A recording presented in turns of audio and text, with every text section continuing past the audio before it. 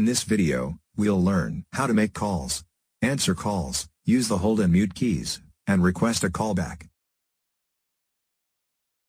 When your phone rings, you can lift the handset to answer, tap the prime line key, or press the speaker headset key to answer hands-free.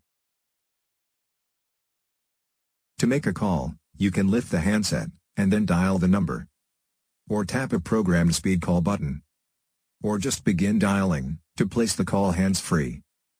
Press goodbye to end the call. To place an active call on hold, press the hold key. The line key displays the flashing yellow hold icon. Tap the line key to retrieve the call. To mute the handset, headset, or speaker, press the mute key. The mute key LED glows when mute is active.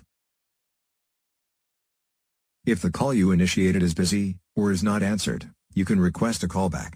Tap the Call Me Back soft key, and hang up. Your phone will ring when the called party is available.